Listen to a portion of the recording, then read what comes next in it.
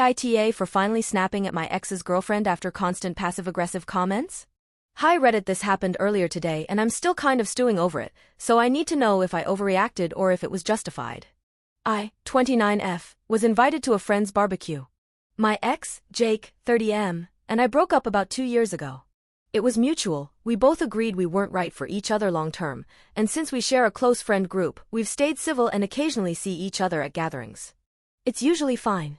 Jake's been dating Sophie, 26F, for about 6 months.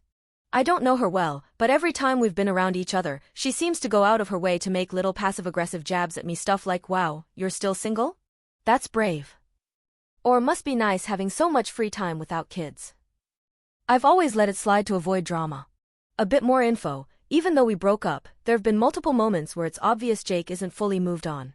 For one, he still finds excuses to text me random stuff, like sending memes or asking about old inside jokes we had. He'll accidentally bring up memories from when we were together when we're in a group, or mention songs and places that meant something to us. On top of that, a few mutual friends have let slip that he's told them he still has feelings, or at least isn't fully over our relationship. Nothing inappropriate while he's with Sophie, as far as I know, but it's clear there are lingering feelings there, and I think Sophie might sense it too, which is probably part of the reason she's so weirdly hostile toward me. Back to the story. Today Sophie was at it again. Every time I was within earshot, she'd drop little digs like "Some people just can't move on, huh?" Or "Guess it takes some people longer to grow up." I ignored it for hours. But then toward the end of the night, she made another comment: "Well, not everyone can handle being in a healthy relationship." That was it for me. I turned to her and said, "You're right, it takes a special kind of person to date a guy still hung up on his ex." It went dead silent. Sophie looked stunned, Jake looked beyond uncomfortable, and a couple of our friends awkwardly tried to change the subject. I left soon after because I didn't want things to get worse. She was making digs at me all night and I finally stood up for myself. But part of me feels like maybe I went too far by throwing that in her face, even though it's true. I never planned to use what Jake said/done like that, and now I wonder if I made it unnecessarily messy. So Reddit.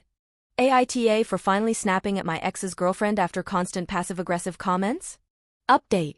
Hey again Reddit, just wanted to post a quick update since a lot happened. Well, I'm still kind of processing it, but it feels worth sharing. So, after I left the barbecue and posted, I got a flurry of texts from mutual friends, mostly along the lines of "Damn, that was awkward but also overdue." Apparently, everyone noticed Sophie's digs throughout the day, and more than one person told me they were surprised I lasted as long as I did before finally saying something. Jake, for what it's worth, hasn't said a single word to me. Not an apology, not a "hey, that was a lot," nothing. Radio silence. But I did get a very long, very dramatic message from Sophie last night basically accusing me of trying to sabotage her relationship and calling me emotionally manipulative. I didn't respond. I don't see the point, especially because here's the kicker. I've actually been seeing someone for a few months now. His name's Daniel. He's thoughtful, mature, low drama, and most importantly, not still caught up on an ex. We've been keeping things fairly private while we found our footing, but last night after the chaos of the barbecue I posted a pic of us to the friend group chat. Just us smiling at a coffee shop. Totally normal. Within the hour, Sophie left the chat. Make of that what you will. Anyway, Daniel has been incredibly supportive about everything, and honestly, I think seeing that photo, and realizing that I have 100% moved on, was the final crack in whatever illusion Sophie was holding on to. One of our mutuals mentioned that things were not going well between her and Jake. Which, yeah.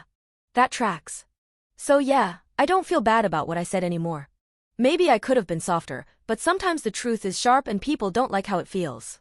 Thanks again for all the response. Reading through the comments really helped me feel like I wasn't just being petty or reactive.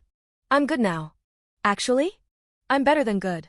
And Daniel brings me coffee and emotional security, so that's a win.